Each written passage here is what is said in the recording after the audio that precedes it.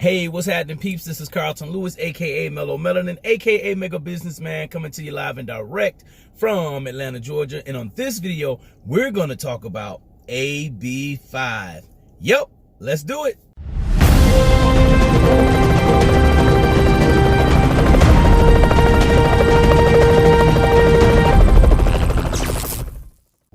All right, my rideshare road warriors, welcome back. This is Carlton Lewis, aka Mellow Melanin, aka Mega Businessman, coming to you live and direct from one of my favorite places in Atlanta. It's the Renaissance Waverly Hotel up here in Cobb County, right across from SunTrust Park.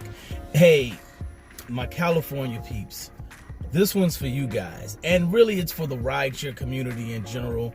Just wanted to get your thoughts and let's get some dialogue going on the whole state of California passing the Assembly Bill 5, AB5, right? And what that, the bottom line of that bill, if you guys haven't already heard it, and if you've probably seen it on some other people's rideshare YouTubers channels, because people have been talking about it, right? Because this bill passed, and it's very and I apologize about the shade there.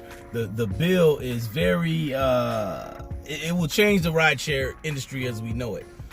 You know, currently these apps, a lot of gig economy type of jobs like deliveries, Amazon, Postmates, Uber, Lyft, DoorDash, you know, these companies classify the drivers or the people who are doing the grunt work as independent contractors. And now the law has passed, AB5 has passed, it just needs to be signed by the governor, and then it will go into effect January 1st, 2020. So with AB5,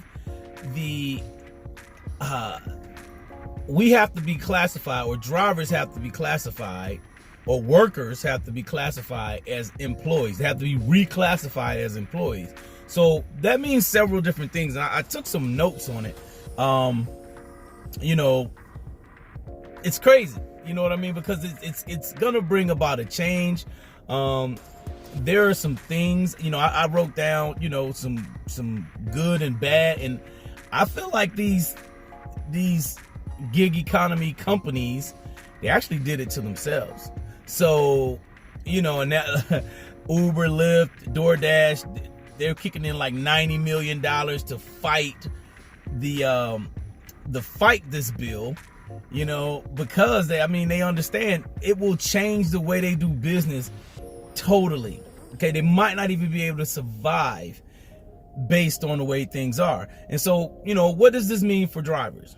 Right? Because that's what this channel is about. This channel is about what does this mean for drivers? And I would love for my people who are out in California, or some people who have more knowledge about this bill, because I am not, you know, I'm not a political expert at all. Okay, I'm not a legal expert at all. You know, I'm a rideshare guy. I'm a driving expert, you know, but I'm not a legal expert or political expert.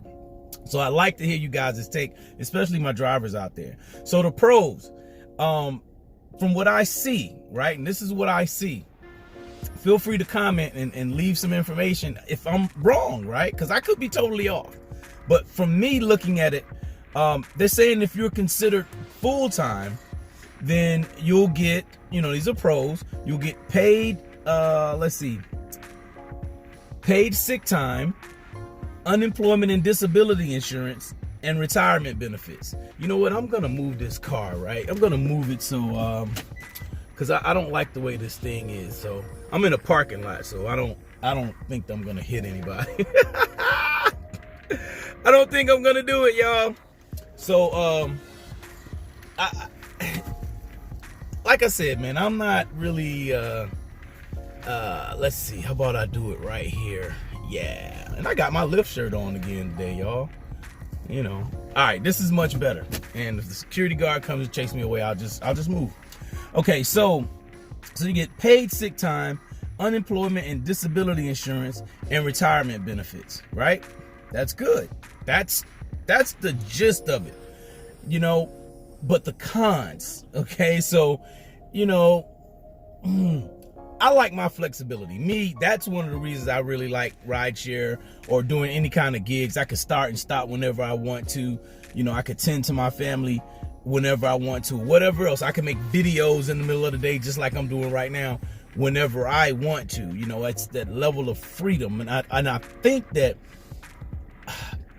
people who really don't understand freedom, they'll get it once they give it up, or once it's taken from them. You know, I voluntarily gave up my freedom to do a desk job or go work for somebody else when I had freedom in a previous point in my life and didn't realize it.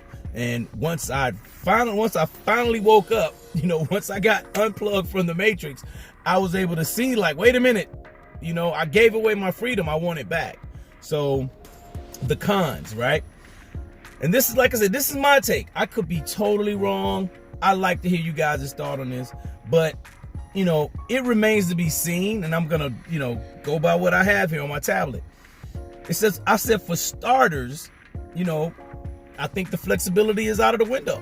Guys just heard me say that. You know, that's my biggest thing.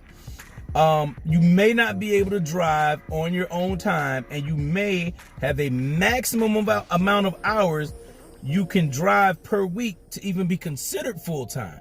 So if you're part-time, are you still going to get all these benefits? You know, the paid sick time, unemployment and disability insurance, and retirement benefits. Are you going to get that?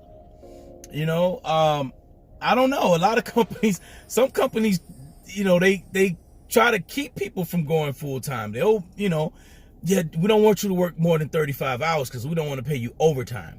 And overtime is not on here. So you know, overtime wasn't one of the things I saw. I think I went to the CBS News website. I went to a couple other websites, maybe ABC News too, that were talking about it. And, you know, that's the question I have. You know, do you have to work a certain amount of hours to be considered full-time? How does that affect the part-time driver?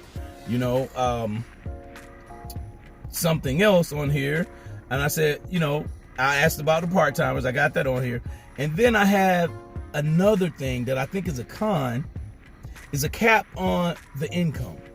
You know, we're already swapping time for dollars, right? So we're already, you know, physically we have to get in the car and we have to be out here for a certain amount of time in order to generate income, right? So we're already doing that. So who is going to determine how much our time is worth? I mean, that's a valid question. So is the government going to do it? Is the state of California going to, you know, say how much the time is worth? Are the gig economy companies going to do it? Because, you know, at one point in time, Uber was trying to get drivers to say, well, you know, well, we'll work for $21 an hour, you know, but sometimes you can make more than $21 an hour. So does that mean you're taking a pay cut if you live in California? You know, how does that work? You know, does it benefit? I don't think this benefits the top level drivers. This may benefit the bottom to middle ranges of drivers, but I don't think this bill would benefit the top level drivers. You know, I just don't, especially when they're talking about hourly. Let's see. I talked about overtime. You know, will that even exist? And it'll be interesting to see how all of this plays out. You know, I was watching Rideshare Revolution's YouTube today, and he was talking about, he had a screenshot of email that Lyft had sent out to one of its drivers in California about this bill.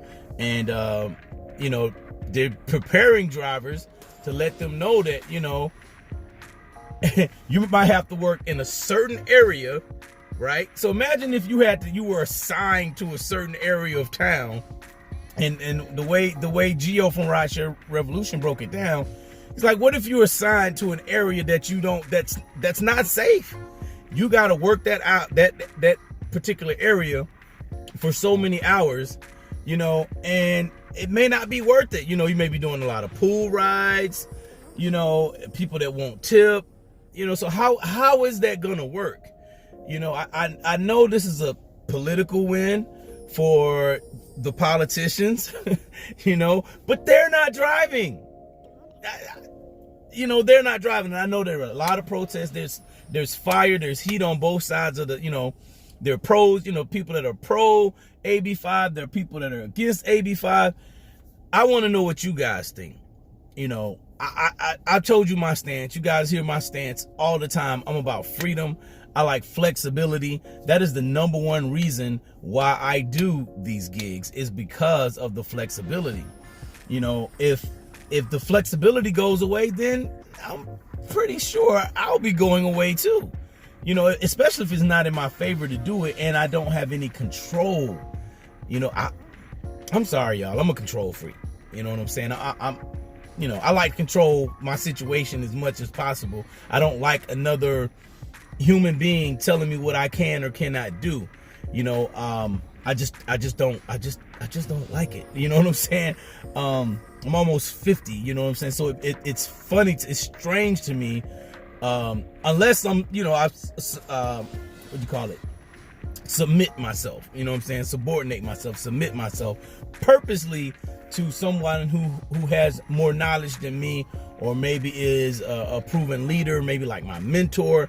I'll submit to my mentor any day, because I know what that means, and I know, but to just some random, who are you gonna report to? Like, you're gonna report to the entry level manager or middle manager or somebody?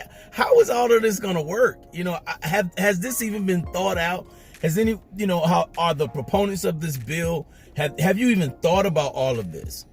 So like I said, I like to hear what you guys have to say about it. The benefits sound nice, and I think what the companies are trying to come together with is trying to put together some kind of hybrid version of this bill. And I think a lot of that stuff was blocked. All the little things they tried to do, coming up with an hourly wage themselves, the rideshare companies, making some kind of hybrid where some of the bills, parts of the bill, work for the company to keep the company sustained, and parts of it keeps the driver sustained. I don't know. I want to hear what you guys' thoughts are. I would love to have benefits. There are a lot of things that I would like. I like to have paid sick time and all of that. Don't get me wrong, but my freedom is more valuable than all of that. Okay? Like I said, once you've experienced freedom, you'll fight to keep it. All right? And I don't think the people that really, I could be wrong. Once again, I could be wrong, because I don't know. I don't know everybody's story. I'm just giving you guys my perspective. But, maybe the company as a whole has wronged some people. And I know they have, because a lot of, you have a whole bunch of people, that are like down with Uber. Seriously, they are. But to me, I just look at Uber as a payment gateway. They're a middleman to me getting my money. They're doing the marketing. They have the app. They have the technology. They're a middleman to getting my money. And if the money can't come through Uber, I have enough faith to know that the money's going to come from somewhere else. If it doesn't come from rideshare, it's going to come from somewhere else. Totally believe that. So that's it. I'm going to wrap this video up. I got my apps on. I'm out here in these streets and looking for somebody who wants to, use my services out here. So, what are you going to do? That's another question. It's a parting question. If you're in California, even if you're not in California, let's say, because this will set precedence for some other states. Okay? This is going to set precedence for some other states. Trust me. So it's better to be ahead of the curve and to know what you're going to do before it's too late. What are you going to do if this happens in your state? How are you going to respond? Not react. How are you going to respond?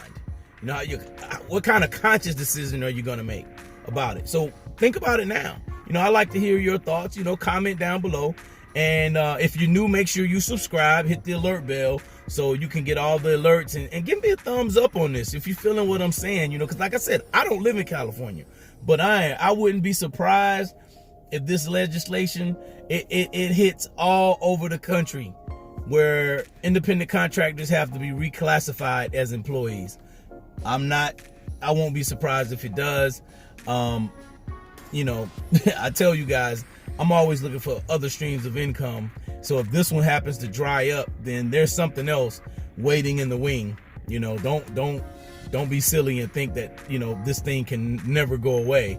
You know, Sears was in business for decades, and it's nothing now, pretty much. Yo, I am not sure what happened, but I got booted off. So like I was saying, I'm not sure what's gonna happen. You know, I'm not sure what's gonna happen with either one of these apps. And like I said, Sears went out of business. Plenty of companies have gone out of business. You know, Sears was in business for a long time, y'all. So don't ever think that something can't happen. All right. So I am out. Peace. Like, comment, share, subscribe, and I'll see you guys on the next video. This has been Carlton Lewis, aka Mellow Melanin, aka Mega Businessman, coming to you live and direct from Atlanta, Georgia. I'm still the Southeast Beast, the Conquering Chief, Your Highness, the finest, prosperity done #1, and this video is a wrap. Peace.